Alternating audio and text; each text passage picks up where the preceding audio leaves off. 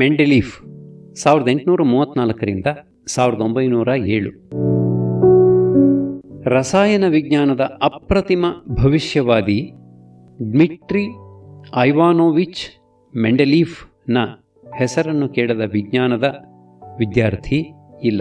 1834 ಸೈಬೀರಿಯಾದ ತೊಬಲ್ಸ್ಕ್ ಎಂಬ ಹಳ್ಳಿಯಲ್ಲಿ ಹುಟ್ಟಿದ ಅವನು ತಂದೆ ತಾಯಿಗಳ 17ನೇ ಮಗು, ಅತಿ ಕಿರಿಯ. ಅವರಪ್ಪ ಐವಾನ್ ಪಾವ್ಲೋವಿಚ್ ಮೆಂಡೆಲೀಫ್ ಹಳ್ಳಿಯಲ್ಲಿ ಶಿಕ್ಷಕ, ತತ್ವಶಾಸ್ತ್ರ ಕಲೆಗಳು, ರಾಜಕೀಯ ಅರ್ಥಶಾಸ್ತ್ರ ಇತ್ಯಾದಿಗಳನ್ನು ಬೋಧಿಸುತ್ತಿದ್ದವನು. ಮೆಂಡೆಲೀಫ್ ಹುಟ್ಟಿದ ಮೇಲೆ ಕುರುಡನಾಗಿ ಕೆಲಸ ಬಿಡಬೇಕಾಯಿತು. ಅವರಮ್ಮ ಮಾರ್ಯ ತನ್ನ ತವರು ಮನೆಯ ಮೂಲೆಗುಂಪಾಗಿದ್ದ ಹಳೆ ಆಸ್ತಿ ಗಾಜಿನ ಕಾರ್ಖಾನೆಯೊಂದನ್ನು ಪುನರುಜ್ಜೀವಗೊಳಿಸಿ ಅದನ್ನೂ ಸಂಸಾರವನ್ನೂ ಒಟ್ಟಿಗೇ ನಡೆಸಿದ ಧೈರ್ಯಸ್ಥೆ. ತೊಬಲ್ಸ್ಕ್ನಲ್ಲೇ ಓದಿದ ಬಾಲಕ ಡ್ಮಿಟ್ರಿಗೆ ಒಳ್ಳೆಯ ವಿದ್ಯಾಭ್ಯಾಸ ಕೊಡಿಸುವ ನಿರ್ಧಾರ ಅಮ್ಮನದು. 1848 ಗಂಡ ಸತ್ತು ಕಾರ್ಖಾನೆಯೂ ಬೆಂಕಿಗೆ ಆಹುತಿಯಾದ್ದರಿಂದ ಅಷ್ಟರಲ್ಲಿ ದೊಡ್ಡ ಮಕ್ಕಳೆಲ್ಲ ಜೀವನವನ್ನರಸಿ ಮನೆ ಬಿಟ್ಟಿದ್ದರು. ಡ್ಮಿಟ್ರಿಯನ್ನೂ ಅವನಕ್ಕನನ್ನೂ ಕಟ್ಟಿಕೊಂಡು ತನ್ನಣ್ಣನ ಸಹಾಯ ಬಯಸಿ ಮಾಸ್ಕೋಗೆ ವಲಸೆ ಬಂದಳು. ಸಹಾಯ ದೊರಕದಿದ್ದುದರಿಂದ ಮಕ್ಕಳೊಂದಿಗೆ ಸೈಂಟ್ ಪೀಟರ್ಸ್ಬರ್ಗಿಗೆ ಉದ್ಯೋಗವನ್ನರಸಿ ಪ್ರಯಾಣ ಮಾಡಿದಳು. ಡ್ಮಿಟ್ರಿಯನ್ನು ಅಲ್ಲಿಯ ಪ್ರಮುಖ ಶಿಕ್ಷಣಶಾಸ್ತ್ರ ವಿದ್ಯಾಲಯಕ್ಕೆ ಸೇರಿಸಿದ 3 ತಿಂಗಳಲ್ಲೇ ಅಮ್ಮ ಅಕ್ಕ ಇಬ್ಬರೂ ಕ್ಷಯರೋಗದಿಂದ ಸತ್ತರು. ಡ್ಮಿಟ್ರಿ ಅನಾಥನಾದನು. ಆದರೂ ಧೈರ್ಯಗೆಡದೆ ಓದಿ ಉತ್ತಮ ವಿದ್ಯಾರ್ಥಿಗಳಲ್ಲಿ ಒಬ್ಬ ಎನಿಸಿಕೊಂಡನು. ಚಿಕ್ಕ ವಿದ್ಯಾರ್ಥಿ ಸಮುದಾಯ, ಪ್ರೀತಿಯ ಸಮರ್ಥ ಪ್ರಾಧ್ಯಾಪಕರುಗಳು, ವಿದ್ಯಾಭ್ಯಾಸವೊಂದು ಆನಂದಮಯ ತಪಸ್ಸಾಯಿತು. ಅನಾಥ ಪ್ರಜ್ಞೆಯೇ ಮರೆಯಿತು. ಲೈಬಿಗ್ನ ವಿದ್ಯಾರ್ಥಿಯಾಗಿದ್ದ ಓಸ್ಕ್ರೆನ್ಸ್ಕಿಯಿಂದ ಡ್ಮಿಟ್ರಿಗೆ ರಸಾಯನ ವಿಜ್ಞಾನ ಬಹು ಇಷ್ಟವಾಯಿತು. ಸ್ನಾತಕವನಾಗುವ ಮೊದಲೇ ಖನಿಜ ವಿಶ್ಲೇಷಣೆ ನಡೆಸಿ 2 ಪ್ರಬಂಧಗಳನ್ನು ಪ್ರಕಟಿಸಿದ್ದ ಡ್ಮಿಟ್ರಿ ಐವಾನೋವಿಚ್ ಮೆಂಡೆಲೀಫ್ ಸ್ಫಟಿಕ ಸಮರೂಪತೆ ಹಾಗೂ ರೂಪರಚನೆಗಳ ಪರಸ್ಪರ ಸಂಬಂಧದ ಬಗ್ಗೆ ಬರೆದು 1855 ಸ್ನಾತಕ ಪದವಿ ಪಡೆದ. ಕ್ಷಯರೋಗದಿಂದ ಆಗಾಗ್ಗೆ ನರಳುತ್ತಿದ್ದರೂ ಮಾರನೆಯ ವರ್ಷ ಸ್ಪೆಸಿಫಿಕ್ ವಾಲ್ಯೂಮ್ಸ್ ಅಥವಾ ವಿಶಿಷ್ಟ ಗಾತ್ರಗಳ ಮೇಲೆ ಸಂಶೋಧನೆ ನಡೆಸಿ ಮಾಸ್ಟರ್ ಪದವಿಯನ್ನು ಪಡೆದ. ಸೈಂಟ್ ಪೀಟರ್ಸ್ಬರ್ಗ್ ವಿಶ್ವವಿದ್ಯಾನಿಲಯದಲ್ಲಿ ಅಧ್ಯಾಪಕನಾದ. 1859 ಬುನ್ಸೆನ್ ಬಳಿ ಶಿಷ್ಯವೃತ್ತಿಗೆಂದು ಹೈಡೆಲ್ಬರ್ಗಿಗೆ ಬಂದ ಮೆಂಡೆಲೀಫ್ಗೆ ಅಲ್ಲಿ ಗಂಧಕದ ಸಂಯುಕ್ತಗಳ ಮೇಲೆ ಕೆಲಸ ಮಾಡುತ್ತಿದ್ದ ಕೇರಿಯಸ್ ಜೊತೆಗೆ ಜಾಗ ಕೊಡಲಾಯಿತು. ಆರೋಗ್ಯಕ್ಕೆ ಮಾರಕವಾದ ಇವುಗಳ ಸಹವಾಸ ಬೇಡವೆನಿಸಿ ಮೆಂಡೆಲೀಫ್ ತನ್ನದೇ ಸ್ವಂತ ಪ್ರಯೋಗಶಾಲೆ ಕಟ್ಟಿಕೊಂಡು ದ್ರವಗಳ ಸರ್ಫೇಸ್ ಟೆನ್ಷನ್ ಆ್ಯಂಡ್ ಕ್ಯಾಪಿಲರಿಟಿ ಅಥವಾ ಮೇಲ್ಮೈ ಕರ್ಷಣ ಲೋಮಾಕರ್ಷಣಗಳನ್ನು ಕುರಿತು ಸಂಶೋಧನೆ ನಡೆಸಿ ಪ್ರತಿ ದ್ರವಕ್ಕೂ ಅದರದೇ ವಿಶಿಷ್ಟ ಕ್ರಾಂತಿ ತಾಪವಿದ್ದು ಅದಕ್ಕಿಂತ ಕಡಿಮೆ ತಾಪದಲ್ಲಿ ಮಾತ್ರ ದ್ರವ ಸ್ಥಿತಿಯಲ್ಲಿ ಇರಬಲ್ಲದು ಎಂದು ಕಂಡುಹಿಡಿದ. ಆದರೆ ಇದು ವಿಜ್ಞಾನ ಪ್ರಪಂಚದಲ್ಲಿ ಪರಿಗಣಿತವಾಗುವ ಮೊದಲೇ ಇಂಗ್ಲೆಂಡಿನ ಆಂಡ್ರೂಸ್ ಸ್ವತಂತ್ರವಾಗಿ ಕಂಡುಹಿಡಿದು ಕೀರ್ತಿಯನ್ನು ತನ್ನದಾಗಿಸಿಕೊಂಡು ಬಿಟ್ಟ. ಹೈಡೆಲ್ಬರ್ಗ್ನಲ್ಲಿ ಮೆಂಡೆಲೀಫ್ಗೆ ಅನೇಕರು ಗೆಳೆಯರಾದರು. ಮುಂದೆ ಸೈಂಟ್ ಪೀಟರ್ಸ್ಬರ್ಗ್ನಲ್ಲಿ ರಸಾಯನ ವಿಜ್ಞಾನದ ಪ್ರಾಧ್ಯಾಪಕನಾದ. ಆದರೆ ಕವಿಯೆಂದೇ ಪ್ರಸಿದ್ಧನಾದ ಬೋರೋಡಿನ್ ಹಾಗೂ ಮೆಂಡೆಲೀಫ್ 1860 ಪ್ರಖ್ಯಾತ ಕಾರ್ಲ್ ರೂಹ್ ಸಮ್ಮೇಳನಕ್ಕೆ ಹೋದರು. ಇಲ್ಲೇ ಕ್ಯಾನ್ನಿಸಾರೋ ಆವೋಗಾಡ್ರೋ ನಿಯಮವನ್ನು ಪ್ರಚುರಪಡಿಸಿದ್ದು. ಇಲ್ಲಿ ಅಣು ಪರಮಾಣುಗಳ ಗೊಂದಲ ಪರಿಹಾರವಾದ ಮೇಲೆಯೇ ಮೆಂಡೆಲೀಫ್ನ ಮನಸ್ಸಿನಲ್ಲಿ ಧಾತುಗಳ ಆವರ್ತ ನಿಯಮ, ಆವರ್ತ ಪಟ್ಟಿಗಳ ಕಲ್ಪನೆ ರೂಪುಗೊಂಡಿದ್ದು.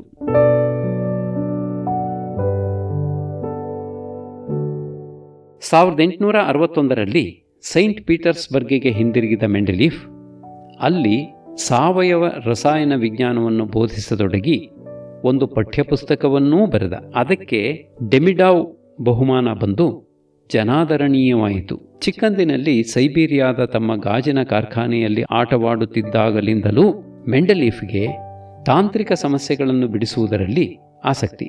1863 ಬಾಕು ನಗರದ ಉದ್ಯಮಿ ಕೊಕೊರೆಮ್ ತನ್ನ ಪೆಟ್ರೋಲಿಯಂ ರಿಫೈನರಿಯಲ್ಲಿ ಸಲಹೆಗಾರನಾಗಿರುವಂತೆ ಕರೆದಾಗ ಈ ಆಸಕ್ತಿ ಚಿಗುರಿತು.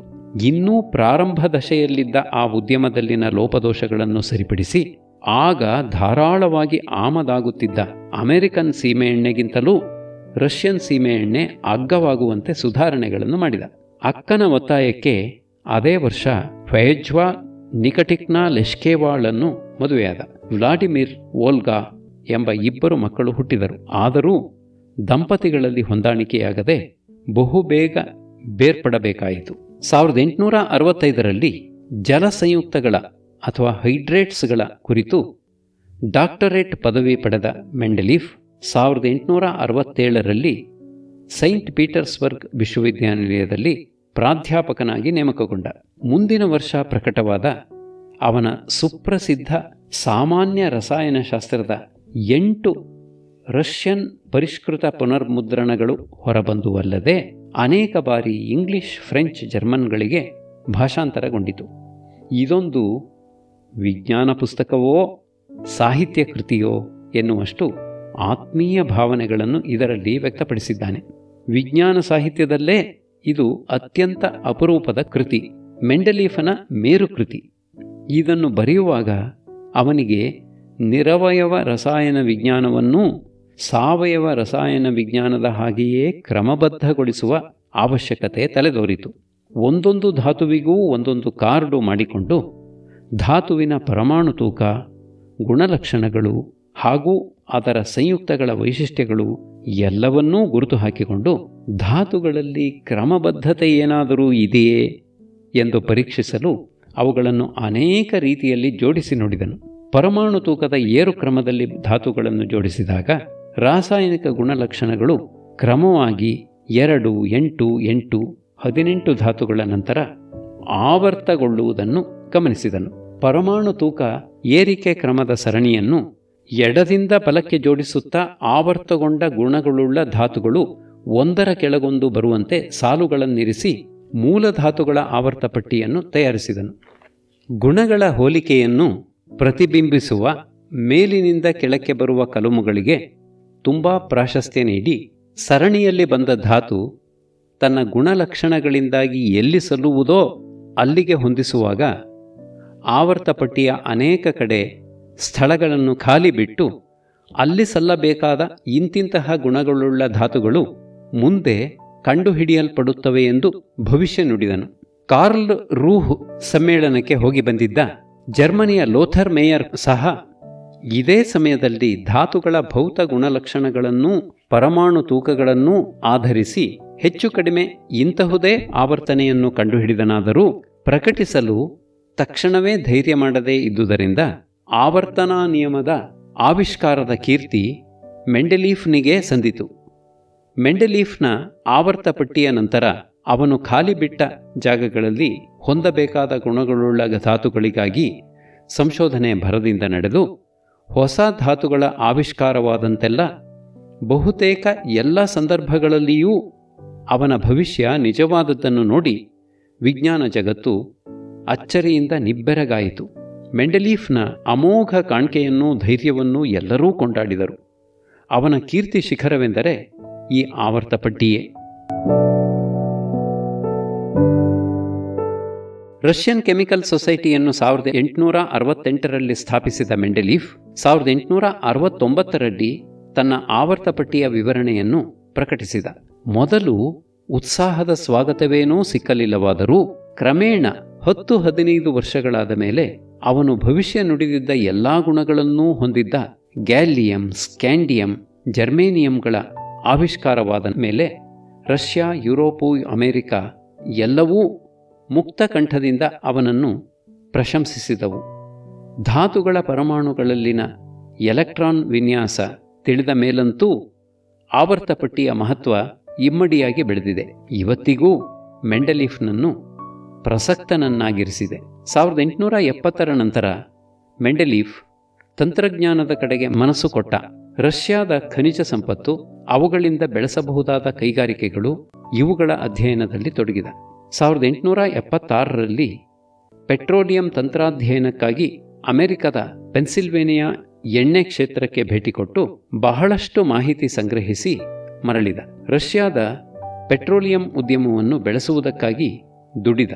ಭೂಮಿಯ ಆಳದಲ್ಲಿ ಲೋಹಗಳ ಕಾರ್ಬೈಡುಗಳಿಂದಾಗಿ ಅವು ಮೇಲಕ್ಕೆ ಬಂದಾಗ ನೀರಿನಿಂದ ವಿಭಜಿಸಲ್ಪಟ್ಟು ಪೆಟ್ರೋಲಿಯಂ ಹುಟ್ಟುತ್ತದೆ ಎಂಬ ವಾದ ಅವನದು.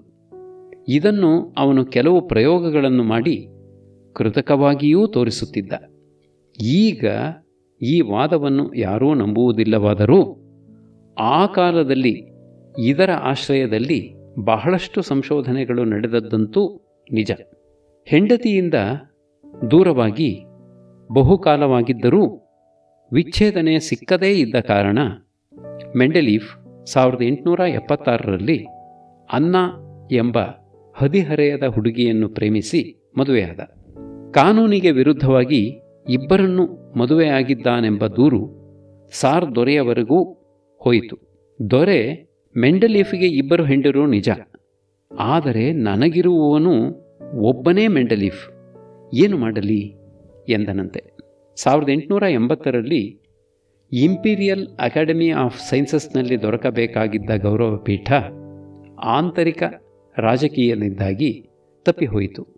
ಮೆಂಡೆಲೀಫ್ಗೆ ಅಪಮಾನವೆನಿಸಿ ವಿಶ್ವವಿದ್ಯಾನಿಲಯದ ಪ್ರಾಧ್ಯಾಪಕ ಸ್ಥಾನಕ್ಕೂ ರಾಜೀನಾಮೆ ಕೊಟ್ಟು ಹೊರಬಂದ. ಕಣ್ಣಿಗೆ ಪೊರೆ ಬಂದು ನರಳುತ್ತಿದ್ದ ಮೆಂಡೆಲೀಫ್ಗೆ ಅವನ ಸೆಕ್ರೆಟರಿ ಡ್ಯೂಮಾನ ಕಾದಂಬರಿಯೊಂದನ್ನು ಓದಿ ಹೇಳುತ್ತಿದ್ದಾಗ, ಆಗ ನೈಟ್ ಮೇಲೆದ್ದು ಕತ್ತಿ ಬೀಸಿದೊಡನೆ 6 ಸೈನಿಕರು ಹತರಾಗಿ ನೆಲಕ್ಕೆ ಒರಗಿದರು ಎಂಬ ವಾಕ್ಯ ಬಂದಿತಂತೆ.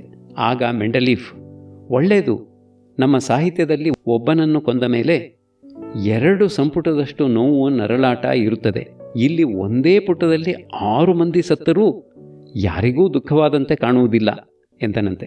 ಸೈಂಟ್ ಪೀಟರ್ಸ್ಬರ್ಗ್ನಲ್ಲಿ 1907ರಲ್ಲಿ ನ್ಯೂಮೋನಿಯಾದಿಂದ ಮೆಂಡೆಲೀಫ್ ಮರಣ ಹೊಂದಿದ. ಅಡಾಲ್ಫ್ ಫಾನ್ ಬೇಯರ್ 1835ರಿಂದ 1918. ಬೇಯರ್ ಬದುಕಿದ್ದ ಕಳೆದ ಶತಮಾನದ ಉತ್ತರಾರ್ಧವು ವಿಜ್ಞಾನ ದಾಪುಗಾಲಿಟ್ಟು ಮುನ್ನಡೆದ ಕಾಲ. ಫ್ಯಾರಡೆಯ ವಿದ್ಯುತ್ ವಿಶ್ಲೇಷಣೆಯಿಂದ ಸ್ಫಟಿಕಗಳ ಕ್ಷಕಿರಣ ವಿವರ್ತನೆಯವರೆಗೆ, ಮೊಟ್ಟಮೊದಲ ರೈಲ್ವೆಯಿಂದ ವಿಮಾನಗಳವರೆಗೆ, ಮೊಟ್ಟಮೊದಲ ಮೋರ್ಸ್ ತಂತಿ ಸಂದೇಶದಿಂದ ಖಂಡಾಂತರ ನಿಸ್ತಂತು ಸಂಪರ್ಕ ಜಾಲದವರೆಗೆ ವಿಜ್ಞಾನ ತಂತ್ರಜ್ಞಾನಗಳು ಬೆಳೆದದ್ದನ್ನು ಬೇಯರ್ ತನ್ನ ಜೀವಮಾನದಲ್ಲಿ ಕಣ್ಣಾರೆ ಕಂಡ.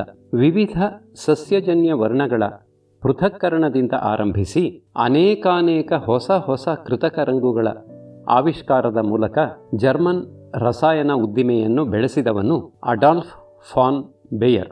ಬೆಂಜೋಯಿನ್ ಸಂಯುಕ್ತಗಳ ಅಧ್ಯಯನದ ಫಲವಾಗಿ ಆಗತಾನೆ ಲೈಬಿಗ್ ಮತ್ತು ವೋಲರ್ ಪರಮಾಣು ಪುಂಜಗಳ ರ್ಯಾಡಿಕಲ್ಸ್ಗಳ ಕಲ್ಪನೆಯನ್ನು, ಕೆಕುಲೆ ಮೀಥೇನ್ ಅಣುವಿನ 4 ಜಲಜನಕ ಪರಮಾಣುಗಳ ಸಮತ್ವವನ್ನು ಪ್ರಚುರಪಡಿಸಿದ್ದರು. ಕೆಲ ವರ್ಷಗಳ ನಂತರ ಕೆಕುಲೆ ಬೆಂಜೀನ್ಗೆ ಕೊಟ್ಟ ರಚನಾ ಸೂತ್ರ ಸಾವಯವ ರಸಾಯನ ವಿಜ್ಞಾನದ ಹೊಸತೊಂದು ಆಯಾಮವನ್ನೇ ಸೃಷ್ಟಿಸಿತು. ಬೇಯರ್ ಬರ್ಲಿನ್ನಲ್ಲಿ ವಿದ್ಯಾರ್ಥಿಯಾಗಿದ್ದಾಗ ಮೆಂಡೆಲೀಫ್ನ ಆವರ್ತ ಪಟ್ಟಿ ಬಂತು. ಅದರಲ್ಲಿದ್ದ 30 ಖಾಲಿ ಸ್ಥಾನಗಳ ಧಾತುಗಳು ಹೊಸದಾಗಿ ಆವಿಷ್ಕಾರವಾದಂತೆಲ್ಲ ತುಂಬಿದ್ದನ್ನು, 30 ಖಾಲಿ ಸ್ಥಾನಗಳು ಧಾತುಗಳು ಹೊಸದಾಗಿ ಆವಿಷ್ಕಾರವಾದಂತೆಲ್ಲ ತುಂಬಿದ್ದನ್ನು ಅವನು ಬದುಕಿರುವಾಗಲೇ ನೋಡಿದ. ಲೇಬೆಲ್ ಹಾಗೂ ವಾಂಟ್ ಹಾಫ್ರಿಂದ ಸಾವಯವ ಅಣುಗಳ ವ್ಯೋಮ ವಿನ್ಯಾಸದ ಅಧ್ಯಯನ ಪ್ರಾರಂಭವಾಯಿತು. ಶತಮಾನದ ಕೊನೆಗೆ ರೇಡಿಯಂ ಆವಿಷ್ಕಾರವನ್ನು ಸಹ ಕಂಡು ರಸಾಯನ ವಿಜ್ಞಾನದ ಹೊಸ ಯುಗದ ನಾಂದಿಯನ್ನೂ ಬೇಯರ್ ಭಾವುಕನಾಗಿ ಬೆರಗುಗಣ್ಣುಗಳಿಂದ ನೋಡುವಂತಾಯಿತು. ರಾಸಾಯನಿಕ ಸಂಶ್ಲೇಷಣೆಗಳ ಮೂಲಕ ಕಲ್ಲಿದ್ದಲ ಟಾರ್ ಎಣ್ಣೆಯಿಂದ ಸಹಸ್ರಾರು ಹೊಸ ಸಂಯುಕ್ತಗಳ ಆವಿಷ್ಕಾರ ನಡೆದದ್ದೇ ಬೇಯರ್ ಕಾಲದಲ್ಲಿ. ಬಗೆಬಗೆಯ ಸಂಕಲನ, ಆದೇಶನ, ಛೇದನ ಇತ್ಯಾದಿ ರಾಸಾಯನಿಕ ಕ್ರಿಯೆಗಳು ಸಿದ್ಧಿಸಿದಂತೆಲ್ಲ ಪ್ರಕೃತಿಯ ಸಂಕೀರ್ಣ ಸಾವಯವ ಅಣುಗಳೂ ಒಂದೊಂದಾಗಿ ವಿಜ್ಞಾನಿಗಳಿಗೆ ಒಲಿಯಲಾರಂಭಿಸಿದವು. ಇಂತಹ ಪರ್ವಕಾಲದಲ್ಲಿ ಕೆಕುಲೆಯ ಮೊದಲ ವಿದ್ಯಾರ್ಥಿಯಾಗಿ ಬೇಯರ್ ರಂಗಪ್ರವೇಶ ಮಾಡಿದ. 60 ವರ್ಷಗಳ ಕಾಲ ರಸಾಯನ ವಿಜ್ಞಾನದ ಮುಂಚೂಣಿಯಲ್ಲಿ ಉಳಿಯಲು ತನಗೆ ಸಾಧ್ಯವಾದದ್ದು ಈ ಮಹಾಗುರುವಿನಿಂದಲೇ ಎಂದು ಬೇಯರ್ ಕೃತಜ್ಞತೆಯಿಂದ ಸ್ಮರಿಸುತ್ತಾನೆ. ಗುರು ಪ್ರಕೃತಿಯನ್ನೇ ಗೆಲ್ಲಲು ಹೊಂಚು ಹಾಕುವ ಚಿಂತಕ ತಪಸ್ವಿಯಾದರೆ, ಶಿಷ್ಯ ಯಾವ ಸಂಯುಕ್ತದಿಂದ ಮಾನವನಿಗೆ ಏನು ಉಪಯೋಗ ಎಂದು ಅನ್ವೇಷಿಸ ಬಯಸುವ ವಾಸ್ತವವಾದಿ. ಕೈಯಲ್ಲಿ ಪ್ರಣಾಳ ಬುದ್ದಲಿ ಹಿಡಿದು ನಿಂತವರಿಗೆಲ್ಲ ಮಾಡಿದಷ್ಟೂ ಕೆಲಸ, ತಿಳಿದುಕೊಂಡಷ್ಟೂ ಹೊಸ ಜ್ಞಾನ ಧಾರಾಳವಾಗಿ ಲಭ್ಯವಾಗುತ್ತಿದ್ದ ಕಾಲ ಅದು. ಬೇಯರ್ ಇಂಡಿಗೋ ನೀಲಿಯ ಕೃತಕ ಸಂಶ್ಲೇಷಣೆ ಮಾಡಿದಾಗ ಜರ್ಮನಿಯಲ್ಲಿ ರಂಗು ಉದ್ಯಮ ಇರಲೇ ಇಲ್ಲ. ರಸಾಯನ ವಿಜ್ಞಾನ ಕೇವಲ ಪ್ರಾಧ್ಯಾಪಕರ ಸ್ವತ್ತಾಗಿದ್ದುದನ್ನು ತಪ್ಪಿಸಿ ಉದ್ಯಮಿಗಳಿಗೆ ವಿಜ್ಞಾನ ತಂತ್ರಜ್ಞಾನವನ್ನು ಯಾವ ಆರ್ಥಿಕ ಲಾಭವನ್ನೂ ಬಯಸದೆ ಧಾರಾಳ ನೀಡಿ ಕಾರ್ಖಾನೆಗಳನ್ನು ಕಟ್ಟಿ ಬೆಳೆಸಿ ಜರ್ಮನಿಯ ಸಿರಿ ಸಂಪದವನ್ನು ಹೆಚ್ಚಿಸಿದವನು ಬೇಯರ್. ಪ್ರೊಫೆಸರ್, ನೀವು ತುಂಬ ಚಿನ್ನವನ್ನು ನಿಮ್ಮ ಕೈಯಿಂದ ಸೋರಿ ಹೋಗಲು ಬಿಟ್ಟು ಬಿಟ್ಟಿರಿ ಎಂದು ಉದ್ಯಮಿಯೊಬ್ಬ ಹೇಳಿದ ಮಾತು ಅಕ್ಷರಶಃ ನಿಜ. ಮನಸ್ಸು ಮಾಡಿದ್ದರೆ ಬೇಯರ್ ಇನ್ನೊಬ್ಬ ಆಲ್ಫ್ರೆಡ್ ನೊಬೆಲ್ ಆಗಬಹುದಾಗಿತ್ತು. ಪ್ರಷ್ಯಾದ ಸರ್ವೇಕ್ಷಣ ಕ್ಯಾಪ್ಟನ್ನೊಬ್ಬನ ಮಗನಾಗಿ 1835ರಲ್ಲಿ ಬರ್ಲಿನ್ನಲ್ಲಿ ಹುಟ್ಟಿದ ಬೇಯರ್ ತಾಯಿಯಿಂದ ಯಹೂದಿ ಸದ್ಗುಣಗಳನ್ನು, ತಂದೆಯಿಂದ ಜರ್ಮನ್ ಪ್ರತಿಭೆಯನ್ನು ಪಡೆದವನು. ಅಜ್ಜ ಹಿಟ್ಸಿಗ್ ಬರ್ಲಿನ್ ನಗರದ ಪ್ರಮುಖ ಕ್ರಿಮಿನಲ್ ನ್ಯಾಯವಾದಿ ಹಾಗೂ ಸಾಹಿತಿ. ಮನೆಯಲ್ಲಿ ಯಾವಾಗಲೂ ಸಾಹಿತ್ಯ ಚರ್ಚೆ ಗೋಷ್ಠಿ. ಆದರೂ ಕವಿಕಲ್ಪನೆಗೆ ಒಲಿಯದ ಬಾಲಕನ ಮನಸ್ಸು ಸದಾ ಪ್ರಯೋಗಶೀಲ. ಶಾಲೆಯಿಂದ ಪ್ರವಾಸ ಹೊರಟ 8 ವರ್ಷದ ಪೋರ ತಾನು ಮಾಡುತ್ತಿದ್ದ ಕಲ್ಲುಗಳ ಮೇಲೆ ವಿವಿಧ ದ್ರವಗಳ ಪ್ರಯೋಗವನ್ನು ತನ್ನ ಉಪಾಧ್ಯಾಯನಿಗೆ ವಹಿಸಿ ತಾನು ಬರುವವರೆಗೂ ಮುಂದುವರೆಸುವಂತೆ ತಾಕೀತು ಮಾಡಿದ್ದನಂತೆ. 12 ವರ್ಷ ತುಂಬುವ ಹೊತ್ತಿಗೆ ತಾಮ್ರ ಸೋಡಿಯಂಗಳ ಇಮ್ಮಡಿ ಕಾರ್ಬೋನೇಟಿನ ಸ್ಫಟಿಕೀಕರಣದ ಅವನ ಮೊದಲ ಸಂಶೋಧನೆ ಫಲ ಕೊಟ್ಟಿತ್ತು. 13ಕ್ಕೆ ಇಂಡಿಗೋ ಅವನ ಮನಸ್ಸನ್ನು ಸೆರೆ ಹಿಡಿಯಿತು. ಅಲ್ಲಿಂದ 20 ವರ್ಷದ ದುಡಿಮೆ ಇಂಡಿಗೋ ನೀಲಿಯ ಕೃತಕ ಸಂಶ್ಲೇಷಣೆಯಲ್ಲಿ ಪರ್ಯವಸಾನವಾಯಿತು. ಭೌತಶಾಸ್ತ್ರ, ಗಣಿತಶಾಸ್ತ್ರಗಳ ವಿದ್ಯಾರ್ಥಿಯಾಗಿ ಬರ್ಲಿನ್ ವಿಶ್ವವಿದ್ಯಾನಿಲಯಕ್ಕೆ ಸೇರಿದ ಬೇಯರ್ ಅಲ್ಲಿ ರಸಾಯನಶಾಸ್ತ್ರದ ಬೋಧನೆ ಇಲ್ಲದಿರುವುದನ್ನು ಕಂಡು 1 ವರ್ಷವಾಗುತ್ತಲೂ ಆಗಿನ ರಸಾಯನಶಾಸ್ತ್ರದ ಕಾಶಿಯಾಗಿದ್ದ ಹೈಡೆಲ್ಬರ್ಗ್ಗೆ ಬಂದ. ಅಲ್ಲಿ ಬುನ್ಸೆನ್, ಕೆಕುಲೆ, ಲೋಥರ್ ಮೇಯರ್, ಬಟ್ಲೆರೋವ್, ಬೀಲ್ಸ್ಟೀನ್ ಮುಂತಾದವರ ಸಹಯೋಗ ದೊರಕಿ ಅವನ ಸಂಶೋಧನೆಗೆ ಒಳ್ಳೆಯ ತಳಹದಿ ಲಭಿಸಿತು. ಮೀಥೈಲ್ ಆರ್ಸೆನಿಕ್ ಸಂಯುಕ್ತಗಳ ಮೇಲೆ ಪ್ರಬಂಧ ಬರೆದು 1858ರಲ್ಲಿ ಬರ್ಲಿನ್ನಿಂದ ಡಾಕ್ಟರೇಟ್ ಪಡೆದ. 1860ರಲ್ಲಿ ಬರ್ಲಿನ್ಗೆ ಅಧ್ಯಾಪಕನಾಗಿ ಹಿಂದಿರುಗಿದ. ಅಲ್ಲಿ ಹಾಫ್ಮನ್ ಗುಂಪಿನೊಂದಿಗೆ ಸ್ಪರ್ಧಿಸಿ ಬೇಯರ್ ತನ್ನದೇ ಶಿಷ್ಯವೃಂದವನ್ನು ಕಟ್ಟಿದ. ಮೊದಲು ಯೂರಿಕ್ ಆಮ್ಲದ ಅಣುರಚನೆ, ಸಂಶ್ಲೇಷಣೆ ಸಾಧಿಸಿದ ನಂತರ ಇಂಡಿಗೋ ಅಧ್ಯಯನ ಕೈಗೊಂಡ. ಜರ್ಮನ್ ಕೆಮಿಕಲ್ ಸೊಸೈಟಿಯ ಪ್ರಾರಂಭೋತ್ಸವದಲ್ಲಿ ಹೇಗೆ ತಾನು ಇಂಡಿಗೋ ನೀಲಿಯನ್ನು ಸತುವಿನ ಪುಡಿಯೊಂದಿಗೆ ಕಾಯಿಸಿ ಇಂಡೋಲ್ ಅನ್ನು ಪಡೆದೆ ಎಂದು ವಿವರಿಸಿದ. ಇದನ್ನು ಅನುಸರಿಸಿ ಅವನ ಶಿಷ್ಯರಾದ ಗ್ರಾಬೆ ಮತ್ತು ಲೈಬರ್ಮನ್ ಮ್ಯಾಡರ್ ಬೇರಿನಿಂದ ಪಡೆಯುತ್ತಿದ್ದ ಅಲಿಜೆರಿನ್ ಬಣ್ಣ ಒಂದು ಆಂಥ್ರಸಿನ್ ಸಂಯುಕ್ತವೆಂದು ಕಂಡುಹಿಡಿದರು. ಅಲ್ಲದೆ ಕಲ್ಲಿದ್ದಲ ಟಾರ್ ಎಣ್ಣೆಯಿಂದ ಅಗ್ಗವಾಗಿ ದೊರೆಯುತ್ತಿದ್ದ ಆಂಥ್ರಸಿನ್ನಿಂದ ಕೃತಕವಾಗಿ ಅಲಿಜೆರಿನ್ನನ್ನು ತಯಾರಿಸಿದರು. ಫ್ರಾನ್ಸ್ನ ಮ್ಯಾಡರ್ ಬೇರನ್ನು ಕೇಳುವವರಿಲ್ಲವಾಯಿತು.